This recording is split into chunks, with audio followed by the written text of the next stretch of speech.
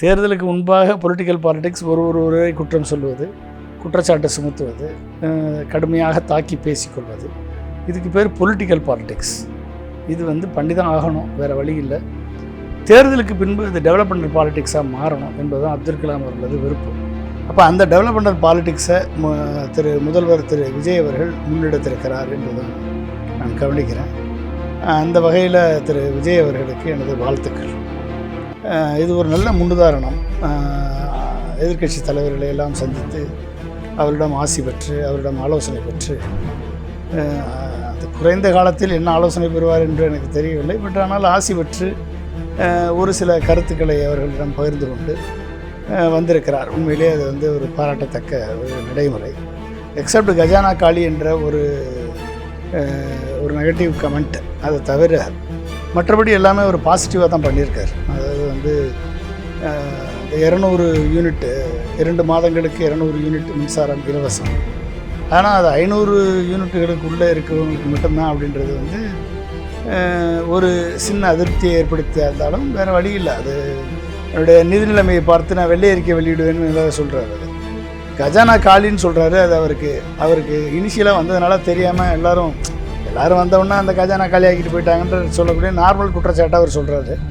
அது என்றைக்குமே எந்த அரசினுடைய கஜானாவும் காலியாவதில்லை. ஸ்டேட் ஜிஎஸ்டி வருது, அதில் ஒரு 5000 கோடி வரும். அப்புறம் வேட்டு, ஃபியூயல் வேட்டு, அப்புறம் டாஸ்மாக் வேட்டு, இந்த 2 வேட்டு வரும். இது 2வது. 3வது டாஸ்மாக் வருமானம், மாதம் 25,000 கோடி வருமானம் வரும். எனவே அது அவர் உள்ளுக்க போய் அவர் அட்மினிஸ்ட்ரேஷனை பார்க்க தான் அவருக்கு புரியும். புரிஞ்ச பிறகு அவர் அந்த மாதிரியான விஷயங்களை அவர் சொல்ல மாட்டார்னு நினைக்கிறேன்.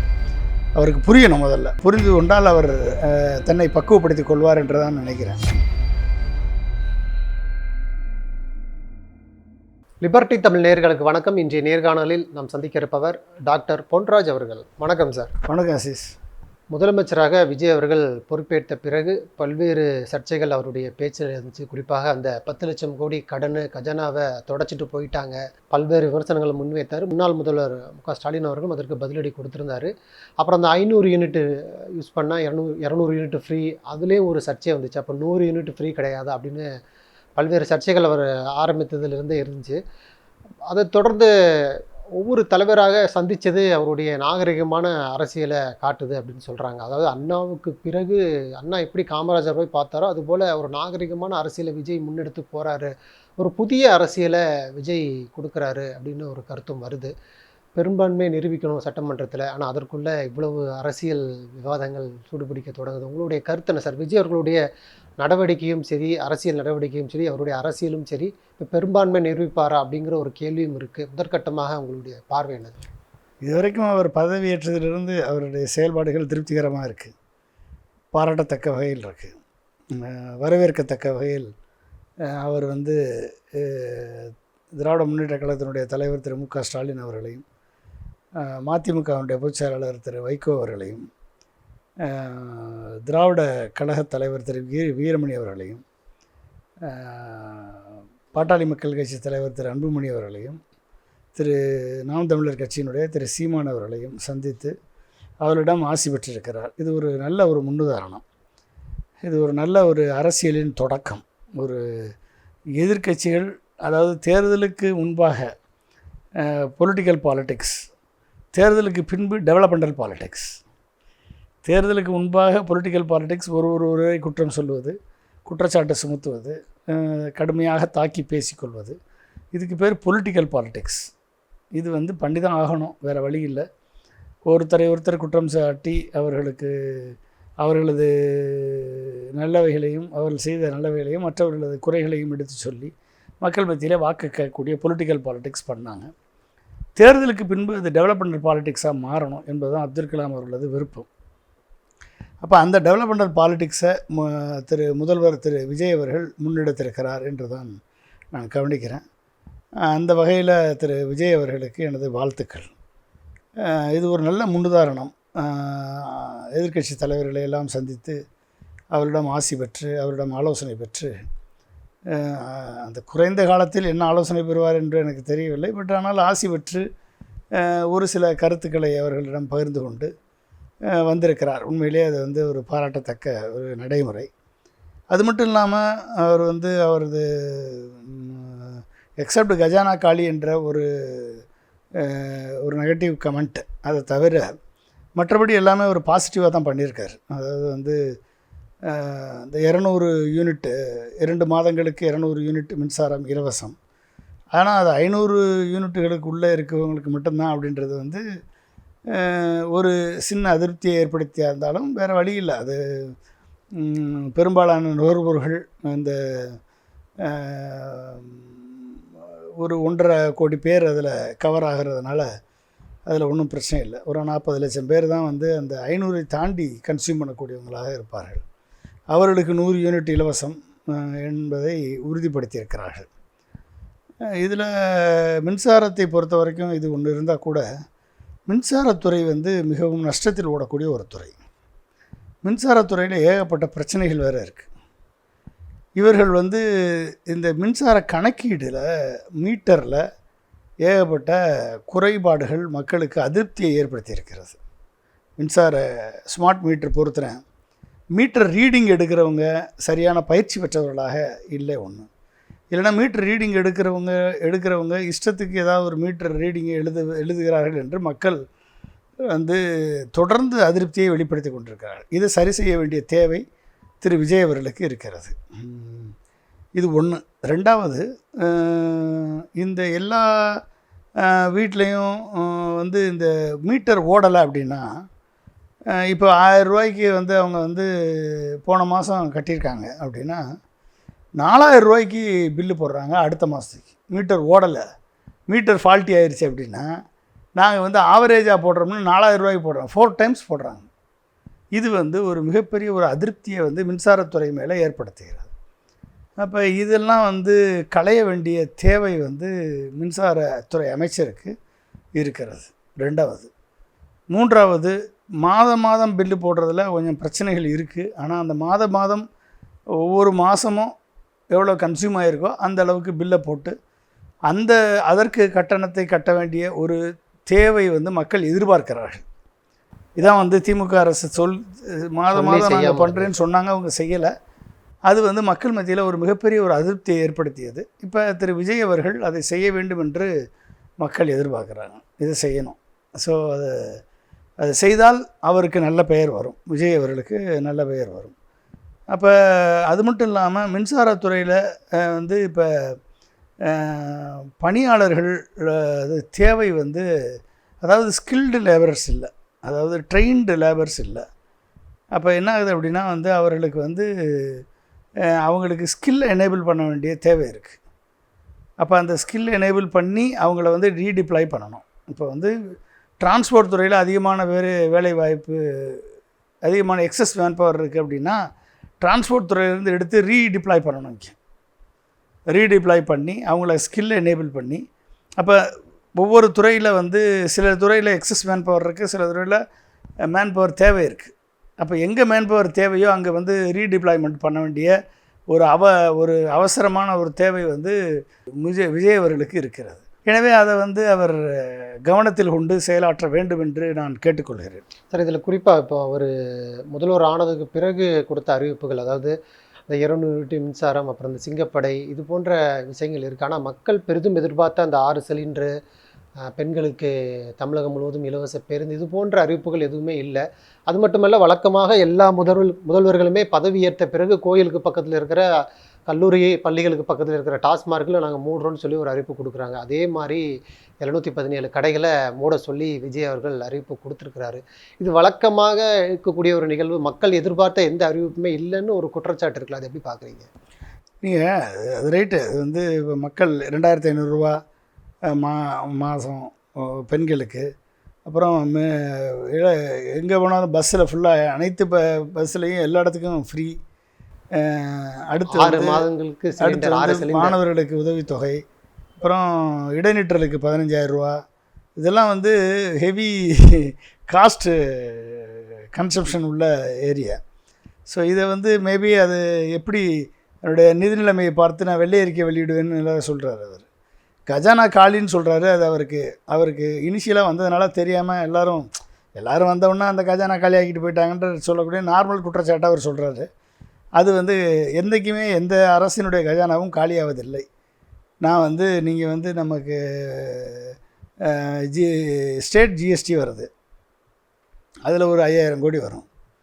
அப்புறம் வேட்டு, ஃபியூயல் வேட்டு, அப்புறம் டாஸ்மாக் வேட், இந்த 2 வேட்டு வரும். இது 2வது. 3வது டாஸ்மாக் வருமானம், அது கஸ்டம்ஸ் டியூட்டி, அப்புறம் வந்து எக்ஸைஸ் டியூட்டி வரும். அது வேட்டும் வரும், எக்ஸைஸ் டியூட்டியும் வரும். இதை தாண்டி வந்து பல்வேறு ரிஜிஸ்ட்ரேஷன் டியூட்டி, ஸ்டாம்ப் டியூட்டி, இந்த மாதிரி சொத்து வரி, எலக்ட்ரிசிட்டி, இந்த மாதிரி பல்வேறு வகையில் வருமானம் வந்து மாதத்திற்கு 25,000 கோடி வருமானம் வந்துக்கிட்டே இருக்கும். அப்போ கஜானா காலின்ற வார்த்தைக்கு அர்த்தமே இல்லை. கஜானா காலி என்று சொல்ல முடியாது. மாதம் 25,000 கோடி வருமானம் வருது.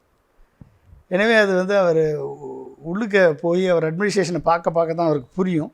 புரிஞ்ச பிறகு அவர் அந்த மாதிரியான விஷயங்களை அவர் சொல்ல மாட்டார்னு நினைக்கிறேன்.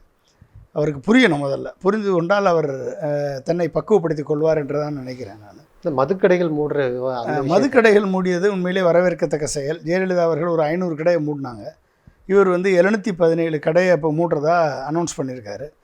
அதாவது பள்ளிகள், வழிபாட்டு தலங்கள், அப்புறம் பஸ் ஸ்டாண்டு, ஒரு 500 மீட்டருக்கு இடையில் எதுவுமே இருக்கக்கூடாது அப்படின்னு, இருக்க கடையெல்லாம் மூடுங்கன்னு. அப்போ 717 கடை கணக்கெடுத்திருக்காங்க போல தெரியுது. அதெல்லாம் மூடுவது வரவேற்கத்தக்க செயல். ஆனால் இதனால் மட்டும் குடி குறைஞ்சிருமான்னா குறையாது. இதில் ஆக்சஸை ரெஸ்ட்ரிக்ட் பண்ணணும். குடிக்கக்கூடிய ஆக்சஸை வந்து நீங்கள் வந்து கண்ட்ரோலில் கொண்டாடணும். இளைஞர்கள் குடிப்பதை தடுப்பதற்கான வழிமுறையை செயல்பாட்டுக்கு கொண்டாடணும். அப்போ என்ன பண்ணணும்? குடிப்பதற்கு ஒரு கார்டு கொடுக்கணும். அந்த கார்டு வச்சா தான் நீ எங்கே போனாலும் வாங்க முடியும். அது ஸ்மார்ட் கார்டாக இருக்கணும். அந்த கார்டில் என்ட்ரி ஆயிடுச்சு அப்படின்னா மாதத்துக்கு இவ்வளோ தான் நீங்கள் வாங்க முடியுன்ற ஒரு லிமிட்டேஷனை கொண்டாடணும். இதுக்கு வயது வரம்பை நிர்ணயிக்கணும். இதுக்கு மேலே வாங்கணும். அவங்களுடைய பேர் வந்து இது வருதில்ல, நம்ம பேங்க்கில் வந்து கடன் வாங்கி கட்டலை, ஒழுங்காக கட்டலைன்னா சிவில் ஸ்கோர் வரும். சிவில் ஸ்கோர் இவ்வளோக்கு மேலே இருந்துச்சு அப்படின்னா அவங்களுக்கு லோன் கொடுக்க மாட்டாங்க. அது மாதிரி வந்து குடிக்கிறதுக்கு ஒரு அளவு இருக்கணும். அந்த அளவை தாண்டி குடிப்பவர்கள் பேர் வந்து ஒரு வெப்சைட்டில் போய் ஒரு டேஷ்போர்டில் கிளிக் பண்ணி பார்த்தோம்னா யார் யார் எந்தெந்த மாவட்டத்தில் எவ்வளோ குடிச்சிருக்காங்கன்ற டீட்டெயில் வரணும். டீட்டெயில் வந்தாலே அவங்களுடைய ஆதார் ஐடியோட, ஃபோட்டோ ஐடியோட கிளியராக எவ்வளோ குடிச்சிருக்காங்கன்னு வந்துட்டாலே ஓகே, அவனுக்கு பொண்ணு கொடுக்க மாட்டாங்க. சோசியல் ப்ரெஷர் க்ரியேட் பண்ணணும். சரிங்களா? அதே மாதிரி ப்ரொஃபஷன், எந்த ப்ரொஃபஷனில் இருக்காங்க, டிரைவிங் ப்ரொஃபஷனில் இருக்காங்களா, இல்லை இந்த மாதிரி கார் ஓட்டக்கூடிய ப்ரொஃபஷனில் இருக்கவங்களுக்கு ஓட்டும் பொழுது இந்த இது அவைலபிலிட்டி இருக்கக்கூடாது. ஃப்ரீயாக வீட்டில் இருக்கும்போது வேணால் வாங்கிக்கலாமா, வெளியே ஓட்டும் போது அவைலபிலிட்டி இருக்கக்கூடாது. இதெல்லாம் நம்ம வந்து அதே மாதிரி பைக் ஓட்டுறவங்க, கார் ஓட்டுறவங்க, டிரைவர்ஸ், இவங்க எல்லாருக்குமே வந்து ஒரு ஆக்சஸ் ரெஸ்ட்ரிக்ஷனை கொண்டு வரக்கூடிய ஒரு சூழல் வந்தால் பெரும்பாலான ஆக்சிடெண்ட்டை தவிர்க்கப்படும், பெரும்பாலான ப்ராப்ளம் தவிர்க்கப்படும், சோசியல் ப்ரெஷர் க்ரியேட் ஆகும். இதெல்லாம் பண்ணால் தான் நீங்கள் வந்து குடியிலிருந்து இளைஞர்களை காப்பாற்ற முடியும். அப்போ கடையை மூடுவதால் மட்டுமே வந்து நம்ம வந்து கொஞ்சம் ஆக்சஸ் கொஞ்சம் ஓரளவுக்கு அந்த இடத்துல நான்சென்ஸ் இல்லாமல் இருக்கும். கோயில் பக்கத்தில், பள்ளிக்கூடம் பக்கத்தில், பஸ் ஸ்டாண்டு பக்கத்தில் ஒரு நான்சென்ஸ் குறையுமே ஒழிய, பட் ஆனால் குடி பழக்கம் குறையுமானா குறையாது. எப்படி குடிக்கணும்னு நினைக்கிறோம் எங்கேனாலும் போய் வாங்கிட்டு வந்துடுவோம். அதனால் வந்து அந்த ஆக்சஸை நீங்கள் ரெஸ்ட்ரிக்ட் பண்ணக்கூடிய நடவடிக்கையை முதல்வர் திரு விஜய் அவர்கள் எடுத்தால் அது வந்து மக்கள் மத்தியில் அதாவது அதனுடைய ப்ராப்பரான ஒரு ஸ்டெப்பாக கருதப்படும். அதை செய்யணும். அதை செய்யாமல்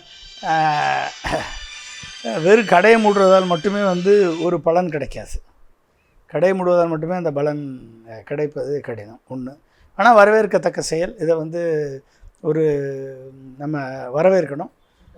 ஆமாம். அதே மாதிரி இந்த சிங்கப்பெண் அதிரடிப்படை, அப்புறம் வந்து போதை தடுப்புக்கு வந்து நீங்கள் போலீஸ் படை அமைச்சு பிரயோஜனம் இல்லை, ஆல்ரெடி இருக்குது.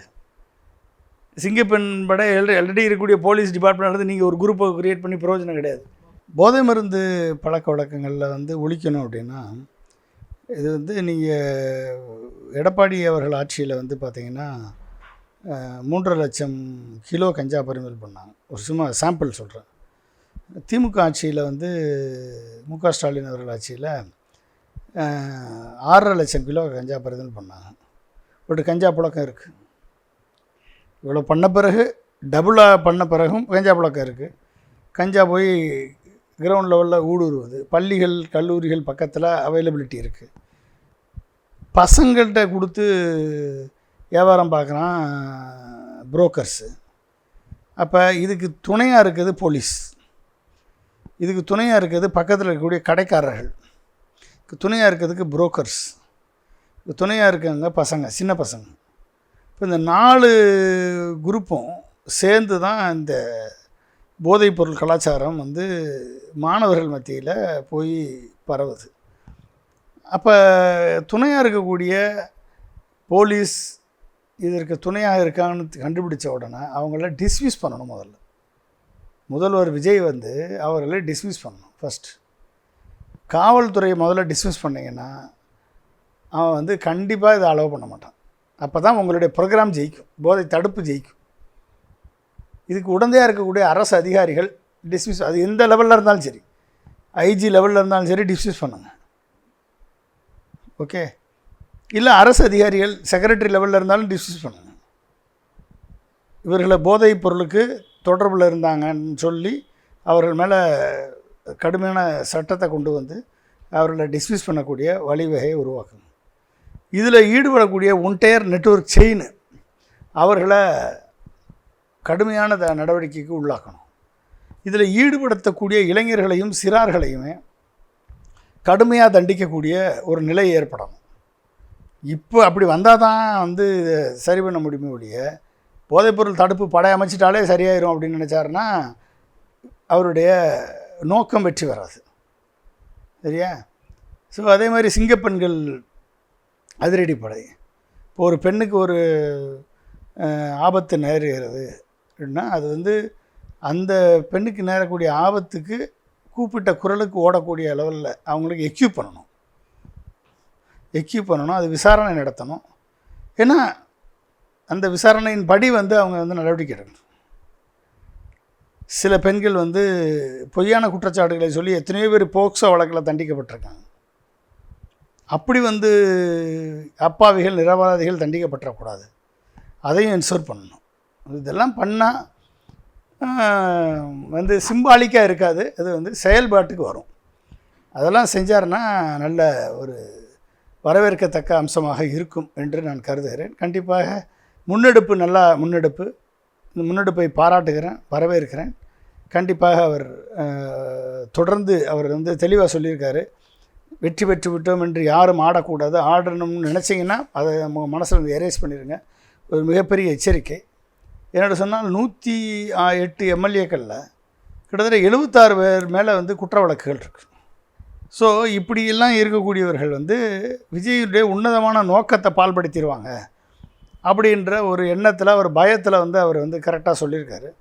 பார்ப்போம். அதை வந்து நான் நேர்மையாக இருப்பேன், 100% ஊழலை ஒழிப்பேன், ஊழல் செய்ய மாட்டேன் அப்படின்னு சொல்லியிருக்காரு. ஊழல் வந்து உண்மையிலேயே ஒரு மிகப்பெரிய ஒரு வியாதி. இப்போ இந்த வியாதியை வந்து ஒழிக்கணும் அப்படின்னா வந்து ஃபஸ்ட்டு ஒழிக்கப்பட வேண்டிய ஊழல் எங்கே அப்படின்னா மக்களுக்கு செய்யக்கூடிய சேவை.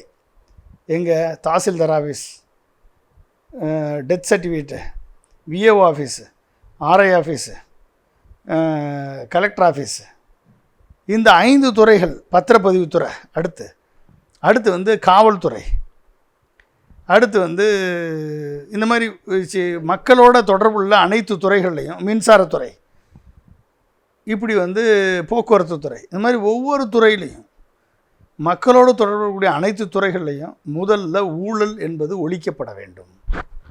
ஊழல் செய்யக்கூடிய நபர்கள், அவர்களுக்கு வந்து யாராவது பணம் கொடுத்தாங்க அப்படின்னா அவர்கள் பணம் கொடுத்தவங்க வந்து நேரடியாக முதலமைச்சருக்கு கம்ப்ளைண்ட் பண்ணணும். ஃபஸ்ட்டு அட்டம்ப்ட்டு, நீ வந்து பணம் வாங்கியிருக்கேன்றது ப்ரூவ் ஆகிருக்கு, அரசு அதிகாரி, இது உனக்கு ஃபஸ்ட் அட்டம்ப்ட்டு.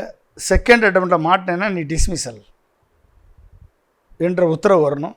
ரெட் மார்க், அவங்களுடைய எஸ்ஆர் புக்கில் வந்து ரெட் மார்க் விழுகணும்.